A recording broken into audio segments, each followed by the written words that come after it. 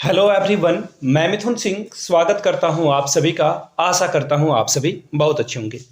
JSSC 26,001 सहायक आचार्य की भर्ती के लिए जो है अब ये लव एंड हेट वाला रिलेशन चल रहा है कि कभी इस भर्ती से प्यार हो जाता है, कभी आपको नफरत हो जाती है। अब ऐसा मैं क्यों बोल रहा हूं आप समझ जाओगे, चीज़ों को देखकर समझकर परख लोगे आप। एक्चुअली सहायक आचार्य की जो परीक्षा है ये कब होगी, ये सबसे बड़ा यक्ष प्रश्न है। वो यक्ष प्रश्न पूछता था उसका जिसका आंसर देना बड़ा कठिन होता है। तो देखिए, जेएसएससी का जो नया नोटिफिकेशन आया, आप लोगों ने बहुत सारे यूट्यूब पे वीडियोस भी देख ली होगी, एनालिसिस भी देख लिया होगा, लेकिन इसका निचोड़ क्या है वो मैं आज आपको समझाने वाला हूं। और जेएसएससी सहायक आचार्य के एग्जाम को लेकर जो है सबसे पुख्ता जो बातें हैं वो मैं आपको बताने वाला हूं। सबसे पहले देखो, और एक और अड़चन आ चुकी है, जेटेट 16 वाले ने जो सुप्रीम कोर्ट में कोर्ट केस कर रखा है उसके बारे में भी मैं आपको बताऊंगा। तो सबसे पहले पीडीएफ की ओर बढ़े उससे पहले मैं आपको बता दूं, जो लोग, एक मिनट में पहले से इस पीडीएफ को ओपन कर लेता हूं ताकि आप चीज़ों को समझ पाओगे। खैर ये पीडीएफ आप नहीं समझ पाओगे, ये पीडीएफ आप लोगों ने कल देख लिया होगा, टेलीग्राम वगैरह में आपको ये पीडीएफ मिल चुका होगा। क्या है, झारखंड स्टाफ सिलेक्शन कमीशन की ओर से जो है एक नोटिफिकेशन आया था कल रात को, जिसमें बताया गया था कि जो टेंडर की लास्ट डेट है जो कि 10/1 था, उसे बढ़ा करके अब 22/2/2024 तक कर दिया गया है। यानी कि अभी इसमें डिले हो रहा है। क्या हो रहा है भैया? डिले हो रहा है। अब चलिए एक और आपको मैं नोटिफिकेशन दिखाता हूं। ये न्यूज़पेपर की कटिंग है। जेएसएससी के सचिव बने सुधीर, यानी कि सुधीर कुमार गुप्ता जेएसएससी के सचिव बन चुके हैं, यानी कि नए पदाधिकारी जेएसएससी में आ चुके हैं। अब देखिए, सबसे पहले मैं शुरुआत करूंगा इस वीडियो की, ये थोड़ी लेंथ इसकी लंबी होगी, कोई बात नहीं, लेकिन आप चीज़ों को समझ पाओगे। और सबसे पहली बात, जो पढ़ने वाले बच्चे हैं, जिनको पढ़ाई से मतलब है, बीपीएससी की जो तैयारी कर रहे हैं, बीपीएससी में टीचर बनने की तैयारी कर रहे हैं, या फिर जेएसएससी में ही टीचर बनने की तैयारी कर रहे हैं, तो मैं आपको बोलूंगा क्लियरली भैया वीडियो मत देखो, पढ़ाई में जाकर लग जाओ। इस तरह के 10 और 15 नोटिफिकेशन झारखंड सरकार में आ सकती है, क्योंकि मुझे जेएसएससी का जो पुराना हिस्ट्री है, रिकॉर्ड है इनका, उसके अकॉर्डिंगली आपको बता रहा हूं। अगर आपका टाइम प्रीसियस है और आप जो है इन चीज़ों में उलझना नहीं चाहते हो तो पढ़ाई पे लग जाओ, वीडियो देखने की कोई ज़रूरत नहीं है। तो जो वीडियो देखने वाले हैं वो बेवकूफ़ हैं क्या? नहीं। देखो, एक बात है ना, करंट अफेयर्स के बारे में आपको नॉलेज होनी चाहिए कि क्या घट रहा है। जिस संस्था का एग्जाम देने जा रहे हो, ऐसा पता चला कि आप एग्जाम दिए फेल हो गए, बाद में पता चला कि आपसे जो कम तैयारी करने वाले बच्चे थे उन्होंने 16 लाख 20 लाख देकर जॉब ले ली। तो ऐसे लोगों को पकड़ना आपकी भी जिम्मेदारी है, क्योंकि आप जागरूक नागरिक नहीं बनोगे अगर आप अवेयर सिटीजन नहीं हो, तो देश के कल्याण में या खुद के कल्याण में आप भागीदार नहीं बन सकते हो। तो खैर, सारी चीज़ों को हम लोग देखेंगे। सबसे पहले आपको मैं बता देना चाहता हूं सुप्रीम कोर्ट के बारे में, यानी कि सुप्रीम कोर्ट के ऊपर जो केस किया गया था जेटेट 16 वाले की ओर से। देखिए इसमें क्या अपडेट आया वो मैं आपको बता देता हूं। अभी देखिए, राज्य सरकार को नोटिस जारी किया गया है। राज्य सरकार अपने बात को यहाँ पे रखेगी, और जेटेट 16 वाले देखिए क्या कर रहे हैं, ये लोग चंदा जो है उठा रहे हैं अपने कम्युनिटी से, यानी कि जेटेट 16 वाले से, और ये अपने केस को मजबूत करना चाहते हैं, पिटिशनर बनाना चाहते हैं। सोनी कुमारी के केस में आप लोगों को पता होना चाहिए, सोनी कुमारी वर्सेस जो स्टेट ऑफ झारखंड केस हुआ था, उसमें पिटिशनर को ही फायदा मिला था 2016 वाले में।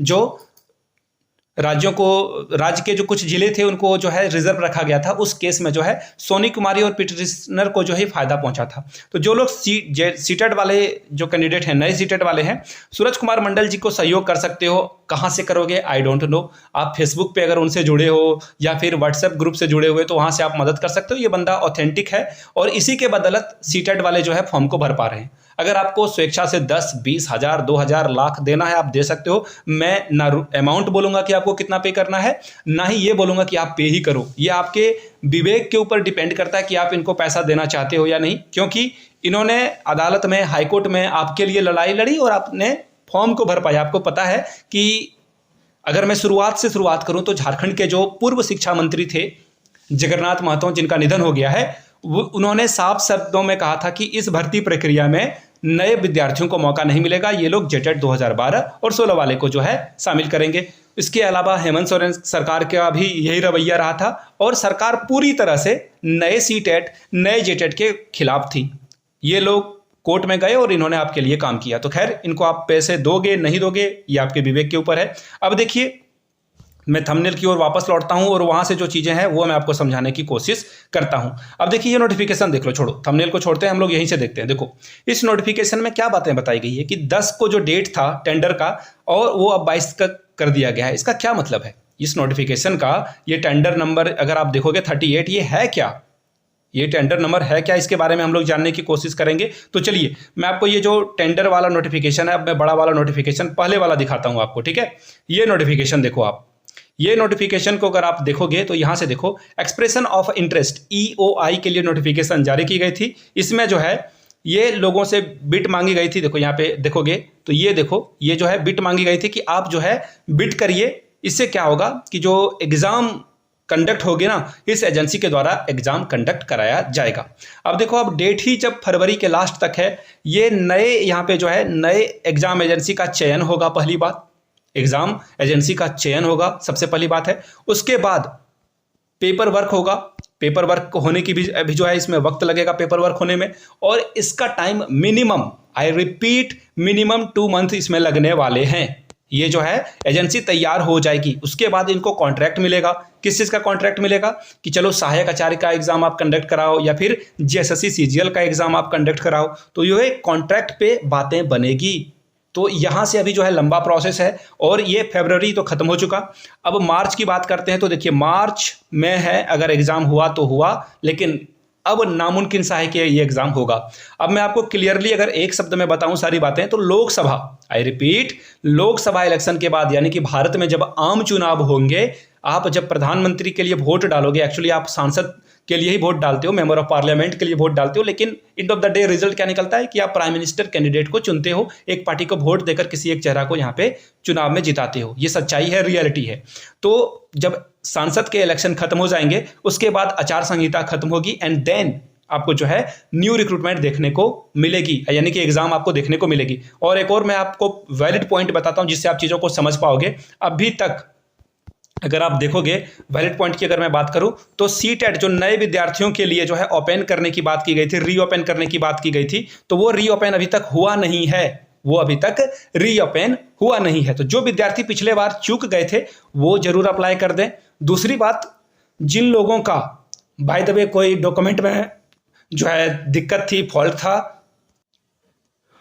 वो लोग भी इसे अप्लाई कर दें, ताकि किसी भी तरह की कोई दिक्कत ना आए उनको। जिन लोगों का, देखिए बहुत सारे, मेरी एक बहन है खुशबुदी, और वो जो है आंखों से देख नहीं सकती, तो फाइनली वैसे लोग जिनको अस्क्राइबर वगैरह के लिए देखिए ऑफलाइन एप्लीकेशन करना पड़ता है। आई रिपीट, ऐसे जो दिव्यांग जन हैं, यानी कि जो देख नहीं सकते हैं, सुन नहीं सकते हैं, उनके लिए जो है कोई और एग्जाम में उनके साथ बैठता है, वो सिर्फ बोलेंगे और वो जो है सिलेक्ट ऑप्शन को जो है सिलेक्ट करेगा। तो ऑफलाइन इनके लिए आवेदन करना होता है। जिनके परिवार में ऐसे दिव्यांग जन हैं, तो उनके लिए मैं ये बातें बता रहा हूँ। वो लोग जाकर एप्लीकेशन ऑफलाइन आपको करना पड़ेगा, ऑनलाइन के करने के बाद। तो मेक श्योर जो है आपको JSSC ऑफिस एक बार जाना पड़ेगा। तो इन चीज़ों को ध्यान में रखिएगा, बहुत कम जगह पे ऐसी जानकारियाँ मिल पाती है। तो मेक श्योर इसका जो है मैक्सिमम यूटिलाइजेशन आप करो। मेरे चैनल पे हो तो इन चीज़ों को आपको जानने की ज़रूरत है। बाय द वे, ये सारा प्रोसेस हो जाएगा। अब देखिए बात करते हैं सिलेबस का। अब आप रो भी नहीं सकते हो कि सिलेबस बहुत बड़ा है, टाइम नहीं मिला। आपके पास जनवरी का टाइम मिला,